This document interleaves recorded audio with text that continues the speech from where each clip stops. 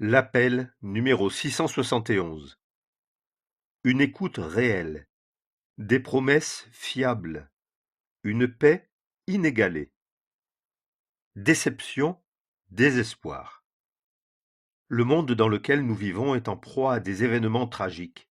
Les catastrophes naturelles s'amplifient, le climat se dégrade, la violence frappe sans retenue, les circonstances de notre vie quotidienne nous rendent perplexes quant à notre avenir et à celui des générations futures. Ces sujets nous démoralisent. Nous dépensons une énergie considérable pour obtenir une lueur d'espoir, mais nos efforts restent souvent sans succès. Devant un tel constat, est-il encore possible d'envisager un avenir serein, heureux? Bien plus qu'une lueur d'espoir. Au-delà de ce sombre tableau, la Bible fait briller la beauté de la grâce de Dieu, son amour et sa miséricorde. Comme autrefois, Jésus adresse à chacun ces paroles d'amour et de grâce. Venez à moi, vous tous qui vous fatiguez et qui êtes chargés, et moi je vous donnerai du repos.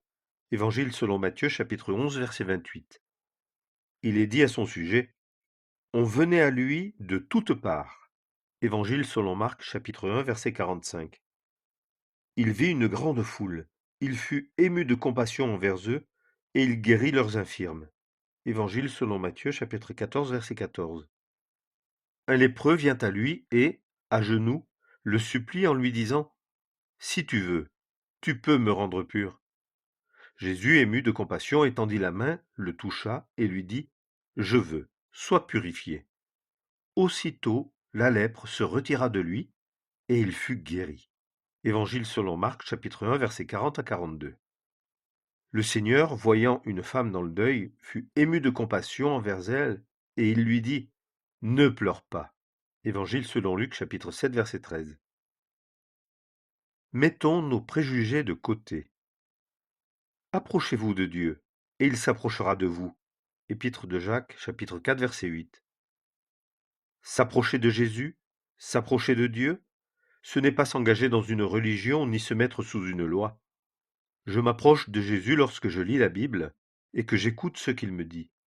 Je m'approche de Jésus lorsque je le prie. Soyons certains qu'il ne nous condamnera pas. Il ne force personne, mais nous invite à nous approcher de lui, quelle que soit notre situation, quel que soit notre état moral. La compassion de Jésus. Prenons le temps de vraiment tout lui dire. Il a compassion de chacun de nous. Jésus est Dieu. Il a connaissance des moindres détails de notre vie et il connaît toutes nos pensées. Lui seul peut dire « Je sais ce que tu ressens ». Dans sa vie, il a connu plus qu'aucun d'entre nous la souffrance, le mépris, la haine, la trahison. Il connaît et comprend toutes nos difficultés, même nos peines les plus profondes. Une délivrance indispensable. Sur la terre, Jésus a soulagé beaucoup de ses contemporains. Aujourd'hui encore, Jésus soulage tous ceux qui s'approchent de lui et lui demandent son aide. Mais Jésus veut nous soulager d'un fardeau bien plus lourd que nos difficultés, si grandes soient-elles. Jésus veut effacer nos péchés. Nous devons vraiment penser au bien-être de notre âme. C'est un sujet capital. Jésus est venu expier nos péchés pour épargner nos âmes de la mort éternelle. Sur la croix, Dieu l'a condamné à notre place. C'est pourquoi il est écrit « Le sang de Jésus-Christ, son Fils, nous purifie de tout péché. » Première épître de Jean, chapitre 1, verset 7. Lorsque nous croyons cela, Dieu nous accorde son pardon. Nous pouvons avoir la certitude que nos péchés sont effacés pour toujours. Les promesses de Jésus. Lorsque nos péchés sont effacés, notre âme est remplie de paix. Nous pouvons alors nous approprier ces promesses avec une pleine confiance. Jésus ne nous promet pas une vie sans aucune difficulté, ni un bien-être miraculeux, mais il nous promet son secours et les réponses à nos prières pour tous les jours de notre vie. J'ai cherché l'Éternel, et il m'a répondu, et m'a délivré de toutes mes frayeurs.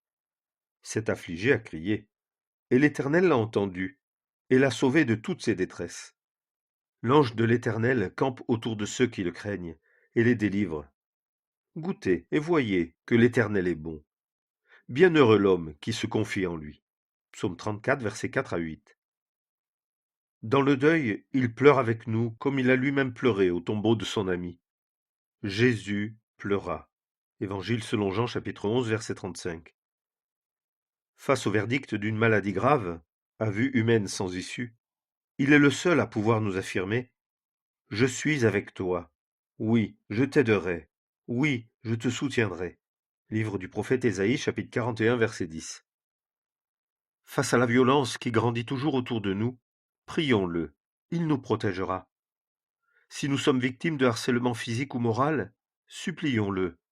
Il nous viendra en aide. Parlons-lui des difficultés de notre vie de couple. Il nous apprendra à supporter, à pardonner. Nos enfants et nous-mêmes sommes entraînés par l'influence toxique des réseaux sociaux. Prions-le. Il nous libérera de leurs pièges. L'immoralité va grandissant. Prions-le. Il nous donnera l'énergie pour rester purs et pour résister aux tentations. Quand l'amertume et la désillusion nous envahissent, prions-le. Il nous aidera à accepter les décisions prises par ceux qui ont une place de responsabilité. Lui seul peut apaiser nos angoisses, consoler notre cœur et nous donner du courage pour avancer.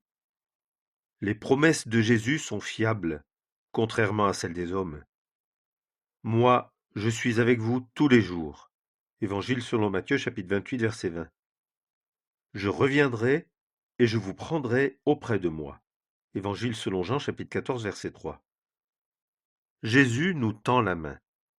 Saisissons-la.